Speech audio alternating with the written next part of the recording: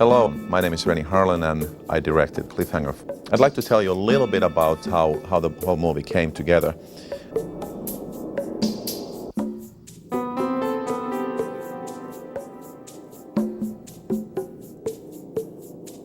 I read the script and I turned it down.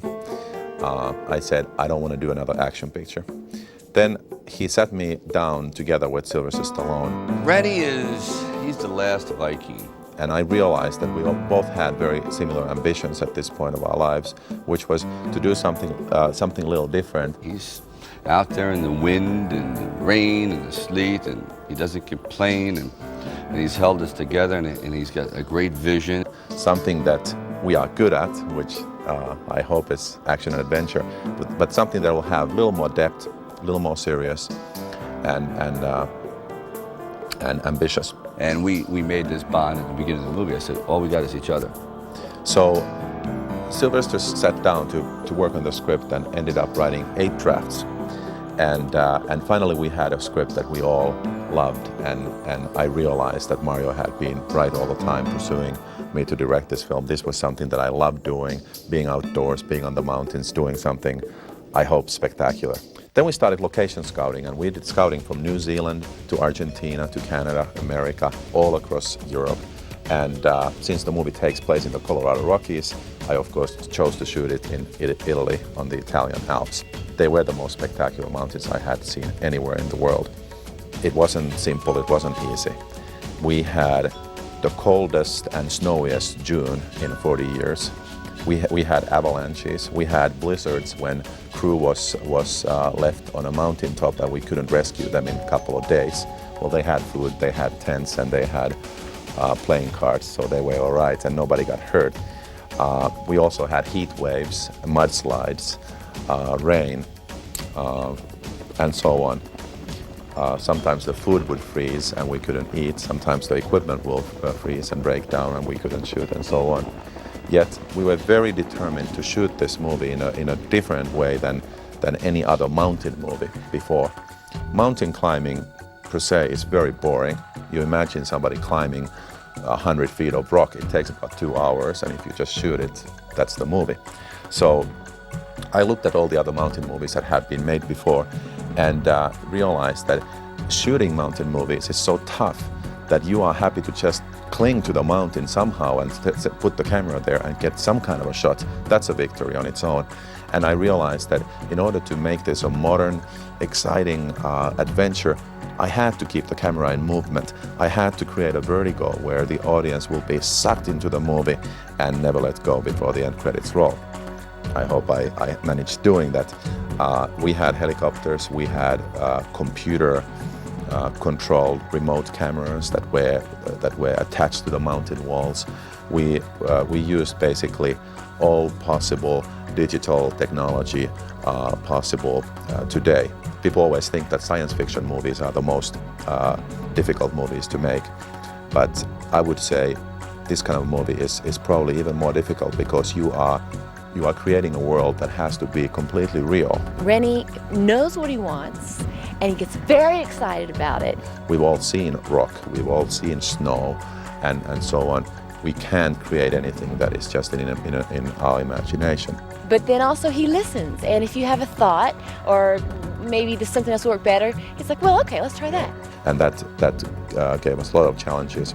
We've been trekking here for days and months, getting all this ready, and it's interesting to see that once you came here months ago and you looked at the beautiful place and said, boy, I'd love to shoot here. And now they actually followed me here, and there's 300 people standing here in a snowstorm. We had a fantastic time shooting this movie, and I hope you enjoy what you are going to see now. Thank you very much. Have fun. Renny. Okay, Sly. Want the challenge? Here we go. Mano, Savage. It's fucking high.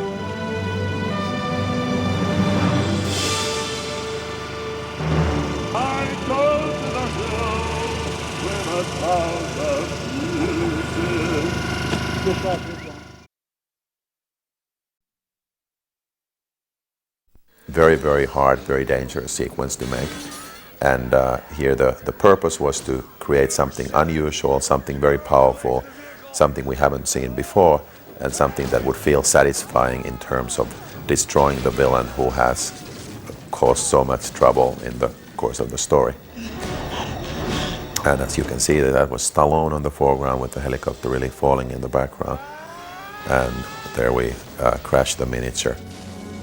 This is a model of cliff face that was used in Italy. Pordoi was the cliff face, and it's a 6-scale miniature of the cliff face and the helicopter.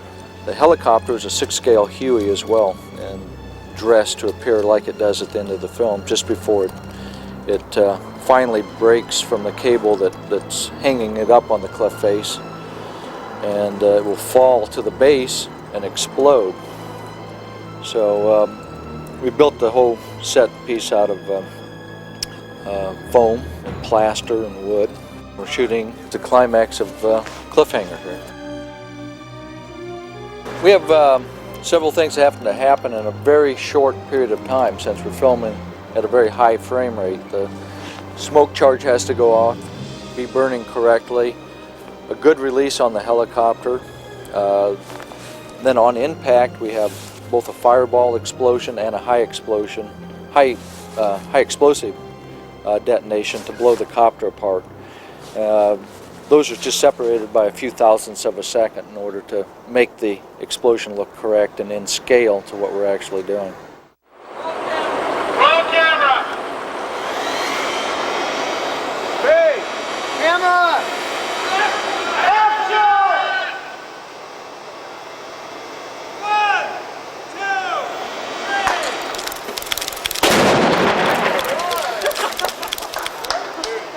Hey!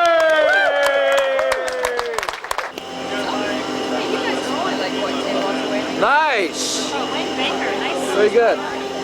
Got it.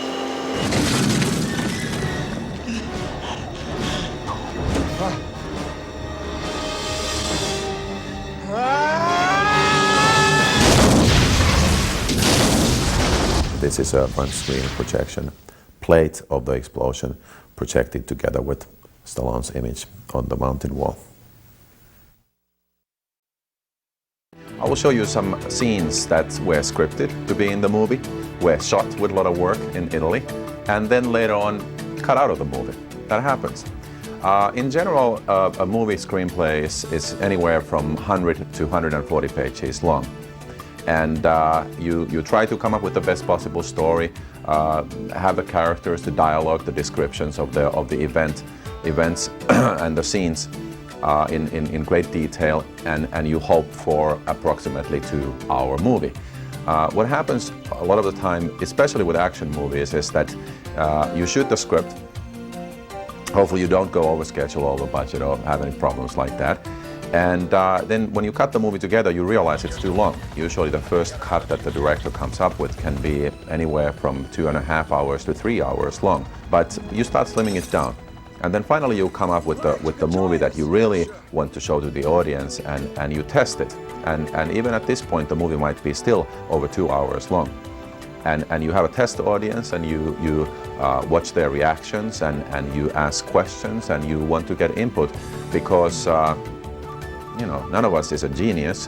You try to make the best possible movie, tell the most interesting story you can, but in the final end, it's really the audience is going to be your judge. They're going to tell you whether you succeeded. And particularly with Stallone's character, Gabe, one of our goals was to make it realistic, make his character vulnerable, real, in the perimeter of a fantastical action-adventure story. We didn't want him to appear as Rambo or some kind of a Superman who is capable of anything. And this leads us into the reason why a couple of scenes were cut. And the first scene that you will see now that you never saw in the movie, which we shot with a lot of work and put together with a lot of work and then realized that it was too much, is called the King's Leap sequence. And this was a sequence that really originates from real life. Mountain climbers really do this incredible trick, which is jumping from one cliff face to the other. with no ropes and so on. And of course, in the movie world, we made it bigger than what it could ever be in real life, and it really is quite a leap. I thought we'll get away with it. I thought it was quite a spectacular moment. Yet, when I showed the movie to some people and when I really analyzed it, when it was all put together, it was quite clear that it was just a little too much. You sort of lose the credibility, and this was the reason I had to cut the scene out. So my original idea was that when Gabe and Jesse are trying to cross this bridge, it blows up. And in order to get across this space, Gabe has to do this incredible jump.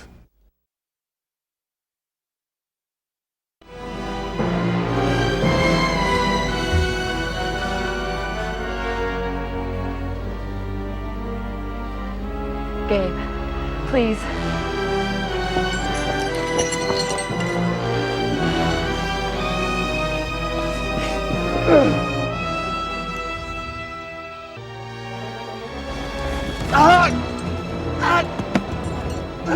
And we did it, yet then we realized that the jump was just a little too incredible. Gabe? I'm all right. All right, Jess.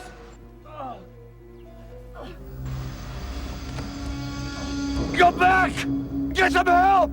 And the way to get around that in the story was that we used another scene from another part of the movie and had Gabe and Jesse walking down a snowy hill and making a plan how they're going to separate. Gabe is going to go the other way, Jesse is going to go the other way, and that way they sort of get around this problem. And we re-recorded some lines over their shot where they say, okay, I got to go this way, you got to go that way, and made a plan. Look, there's no we. What I'm going to do is go along the North Trail, the Bicker Ladder, and you're going back to the station for help. Are you crazy? Look, if they find the money, Hal's dead. Just get back there fast. All right. Thankfully, we had very few sequences in Cliffhanger that we actually ended up cutting entirely out in the end. And the second one that I will show you is the so-called ice climb.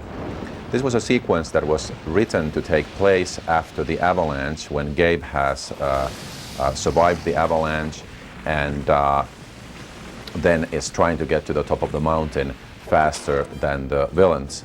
And we scripted a sequence where he's climbing a frozen waterfall, because this is one of the most challenging things that mountain climbers do, where you use very special equipment and you actually climb up the frozen surface of a waterfall.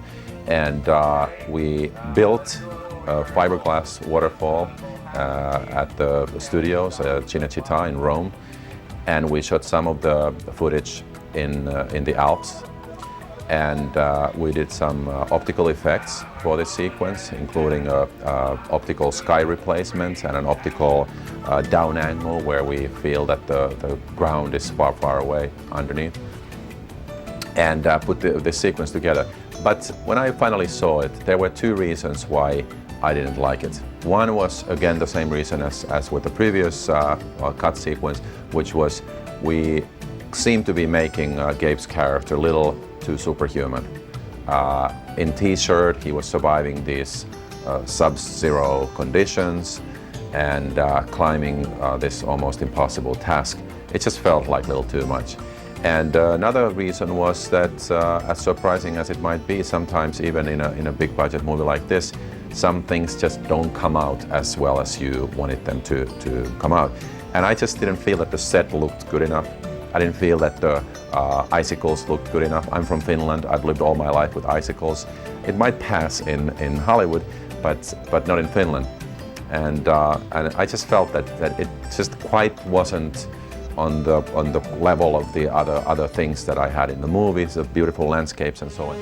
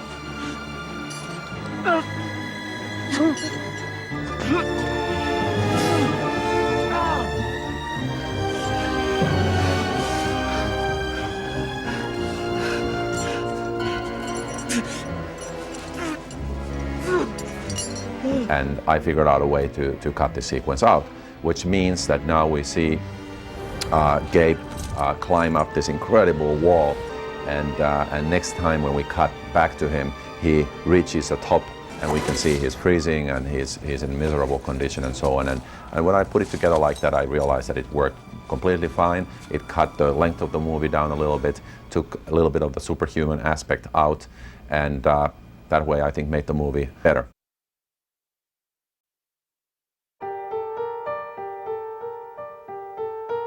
There are many phases to the making of a big event movie like Cliffhanger, and fortunately or unfortunately, marketing is a big part of a movie like this. You can't come out with a movie like Cliffhanger tiptoeing into the theaters, 5 theaters, and let the art house crowd discover the film and then let it build up slowly and so on. You have to come out with a big bang. You have to draw the audience's attention to the film. You have to make them aware that the film is coming out.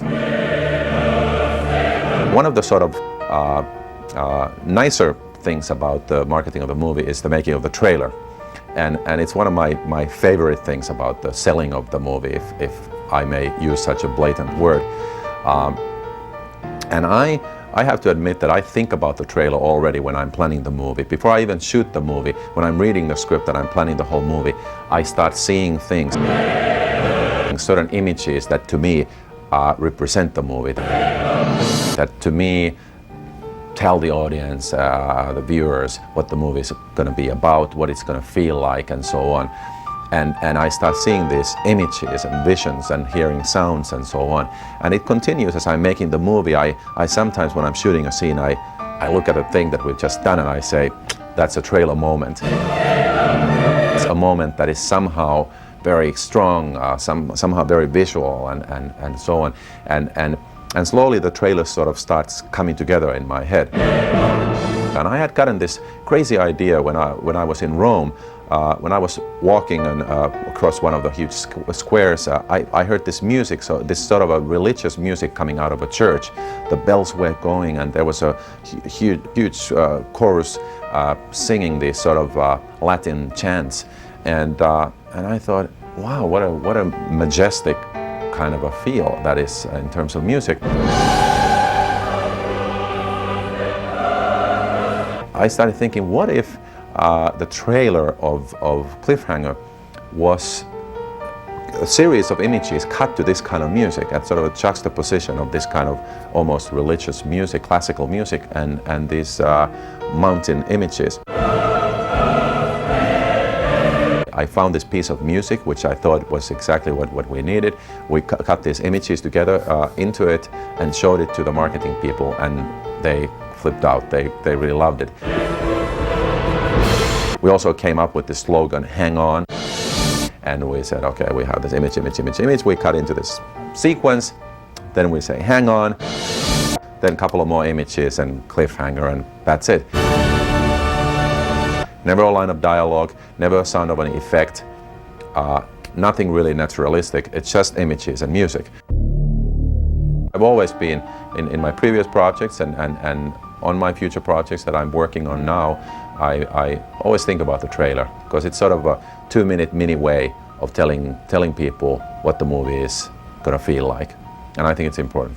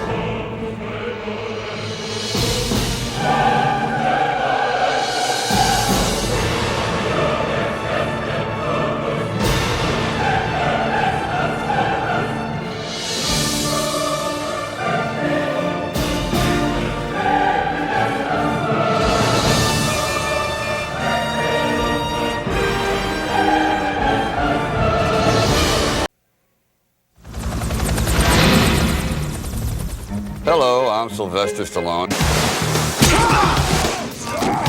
In my next movie, I was thinking about shooting on a beach. A lot of palm trees, flat, sunny, something close to home, and the hotter the better. Yo! They told me we were doing a movie called Atlantis, not Antarctica. All right. Action. Shakespeare on an island.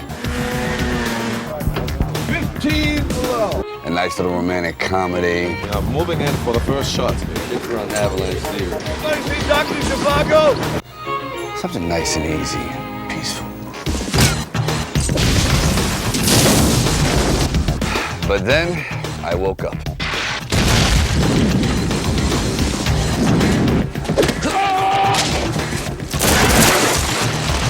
It was time to get back to something I love doing. Time for a challenge. And take a few risks. So I got together with director Renny Harlin for an endurance test that would nearly kill us. We shot the film high up in the Italian Alps. It's called Cliffhanger. Kid! 3 minutes, there's a bomb! Get the hell out of there! There's a bomb over your head!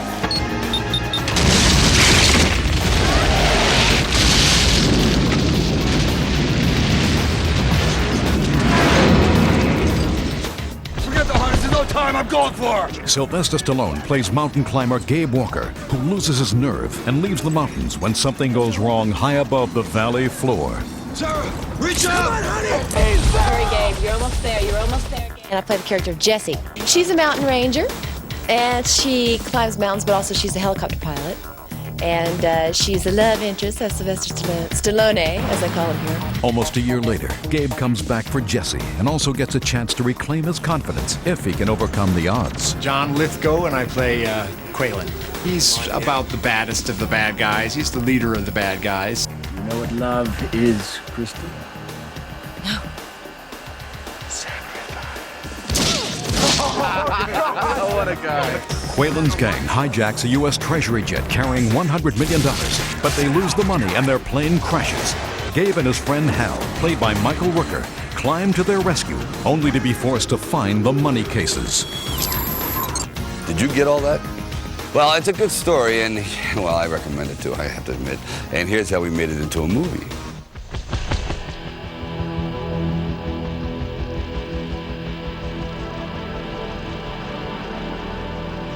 Good morning, guys. Can we raise these mountains up a little bit? Brought me all the way back up here to hang me off a cliff. Is there some kind of subtle message in this? Been on ground level too long. You have to get over the fear again. Just when I thought I had it kicked. Had to evacuate about a month ago. The weather was so bad, and now we have come back here to Cortina to shoot our final action sequence. Folks, we're moments away from having the helicopter flying over here. Yeah. Starting with you standing, helicopter comes up, then pointing that way, then he is going to fly over there. Walker, you resilient bastard, so you're still alive. I must admit you're a real piece of work. Stallone's character Gabe is holding the money bag over the abyss, and Lithgow's character Quaylen is approaching him with a helicopter. And we come closer and closer. This is after she's been dropped off. They are facing each other. Quaylen is trying to get him to throw the money into the chopper. I got what you want. Come on. Come on, closer. I storyboard everything. I draw every single image beforehand. For this movie, I had about 2,500 illustrations, and so I kind of see it as a comic book in front of me before I even start shooting. Then you're gonna go, run, Jesse, run. Jesse, run! What about Run! Run! And then he's gonna slide in, and he's gonna be hovering right above us. Bring it closer. So it's gonna be a little wind.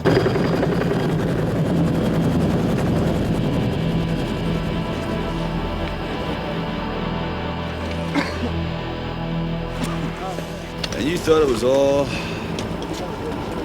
autographs and sunglasses. want to do one more rehearsal. Cut. Okay, pictures up. Rolling. Action. Stop.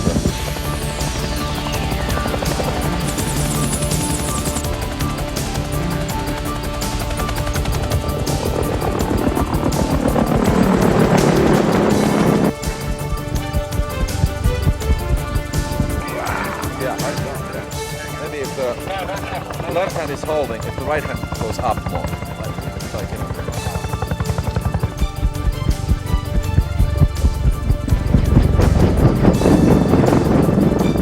let's do one more take.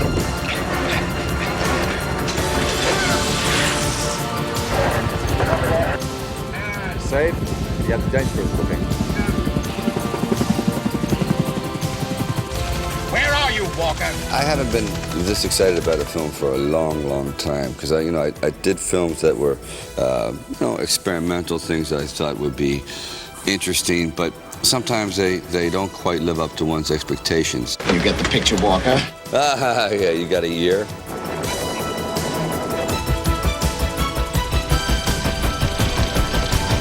This one, everything that I had hoped it would be is coming to fruition, and I'm very happy about that. And this is really his big comeback to the genre where he is the strongest. Keep your arms and legs in the vehicle. Hello? That was fantastic. Okay, everybody go to 96 frames. Now I'm gonna do it once in $6 million man style.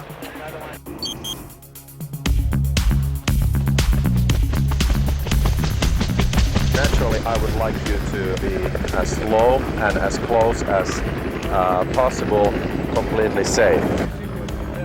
Go close. So that thing. Are you okay with that?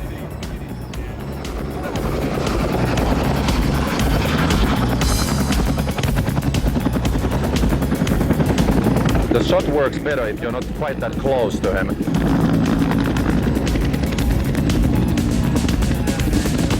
You all right? Let's go.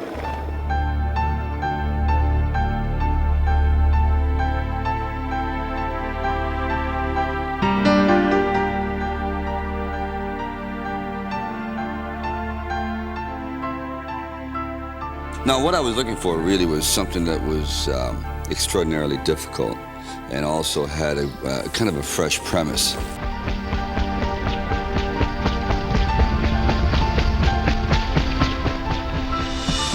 I think taking risks in your life as well as in your career is what makes it interesting. And this is how great fortunes or great accomplishments are achieved.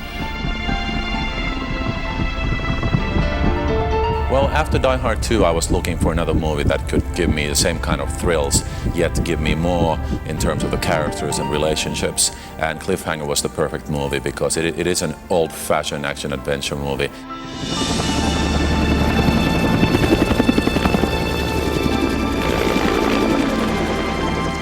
I think we are done with this. I think we have so many good pieces. Thank you, Sly. Okay, Mark, I think we can... Damn you, Walker! We can get a pizza to you within 30 minutes. If not, we'll give you a free helicopter. Fair enough?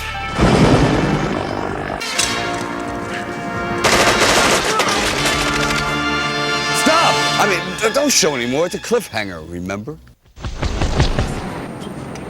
Buongiorno a tutti. Il tempo in Nord Italia, cortina inclusa. 40 centimetri di neve, freddo intenso, 20 below. Tempesta di ghiaccio. Consiglio a tutti di rimanere dentro. Grazie. Thank God. Well, I think movie making doesn't get harder than what it was in Cortina. It was always snowing, blowing, very cold. We're in very high altitudes where it's very hard to breathe, and it's very hard to get the equipment there, very hard to get the actors to actually go on the edge of the mountain. This is like walking cryonics. No one's gonna age up here, you know that. Hold up! Baxter, hold it! Where is it? Where is it? There! On top of the peak! Hold it! Looks like a winding route to me. The fastest way is straight up the east face. Of course, There are only 12 guys in the world who can do it. You want to try it? Let's stop there. Let's do it one more time.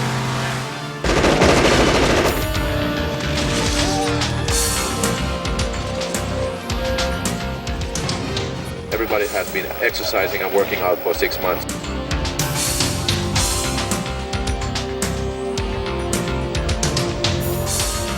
To be able to work in this altitude and in these conditions and in this temperature and so on.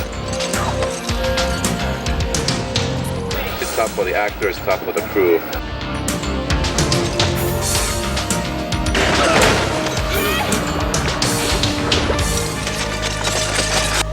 And they say comedy is tough. Standing on a mountain in blizzard in a tank top, I mean, who could ask for more? I come to the edge to see where he is, is that what it is? Yeah. I mean, the motivation would be that right there. We are in the middle of the mountains, in the middle of nowhere. We have the most elaborate computers. I see him, you back up. Yeah. He knows approximately where you are. Get him! No! Do it! He sees me, then it's more of a jump back. He does see you, and Okay, he's firing. We move with this rig to him and then actually above him and look down to a valley, and in a seamless shot we get the impression that Sylvester Stallone is about 4,000 feet off the ground, standing on a little ledge being shot with a machine gun. This is going to be a great show.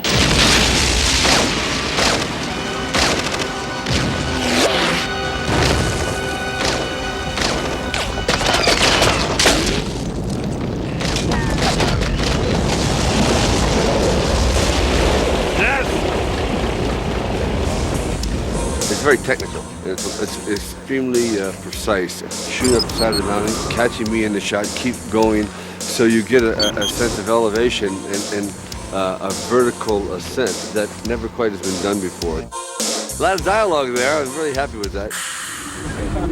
It's snowing! It's actually quite great. This is what we want in the movie.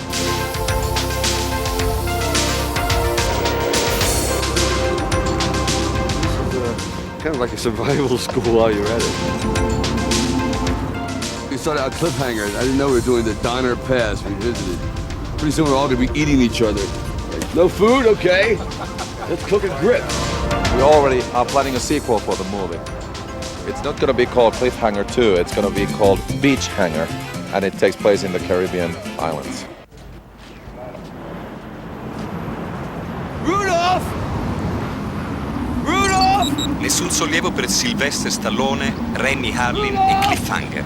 Temperature sotto lo zero continuano imperterrite. Nevica ancora. Quando finirà? Buona fortuna, Sly.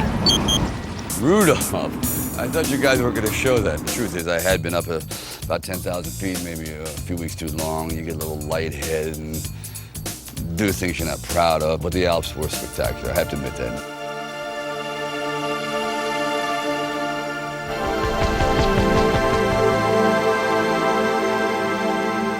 I'd probably have to say this is one of the 10 most beautiful spots in the world, I would think, seriously.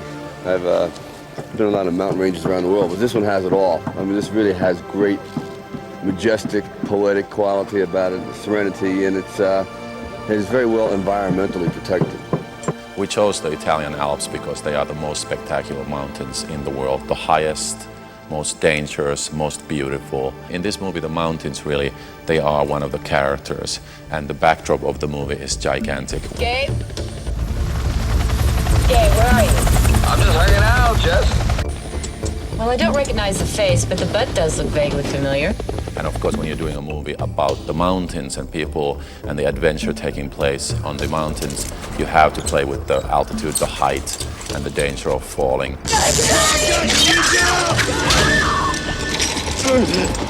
Hold on, I got you! What makes it so hard is, first of all, I don't like heights.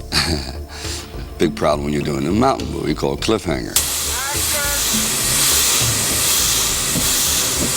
I despise them, you know, to the very core of my being. But the character can't, so you literally have to psych yourself out and say, look, you are not you.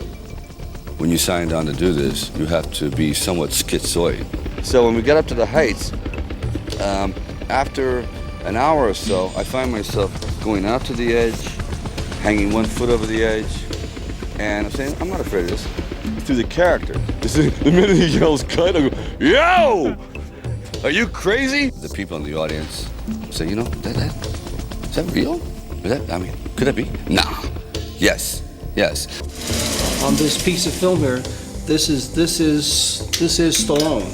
That is not a double. That is him, and he has no safety line. This rope that you see on him is a part of the scene because he decided to jump across this cavern, and just in case it's a part of the scene. This is not a safety line. He did that climb himself, and it looks very easy, but it isn't.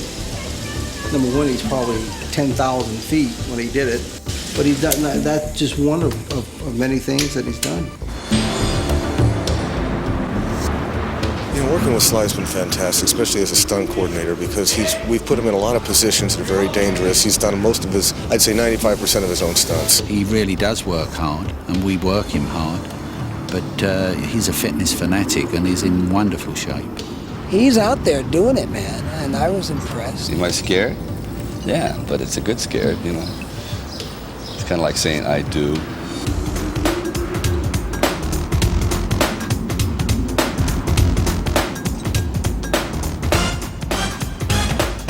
The best part of being in an action adventure is that I'm portraying a woman that pretty much is doing what the men are doing. They had us hooked to the side of the cliff at 12,000 feet with a 5,000 vertical drop straight down. I couldn't look down too much. My knees and my legs would get a little, that hot feeling that rushes through them. Gotta do it. Let me light the flare a little sooner before they get too close in.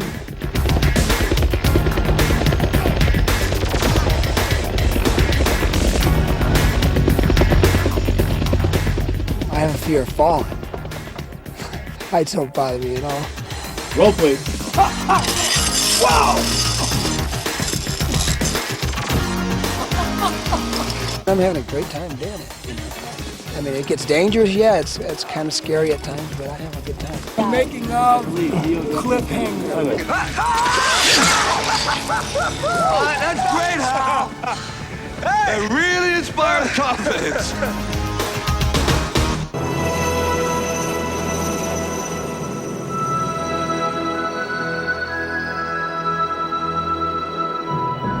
I'm not crazy about heights, but I'm not all that afraid of it. We have this sort of crack team of the best mountain climbers in the world, and they're all obsessed with safety. You immediately put people in the position where if they make a mistake, they're not clipped in or harnessed properly, that they're dead.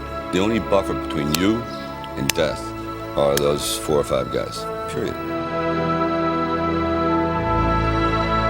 I had to just beg him not to do everything because I had the danger of not having an actor the following day.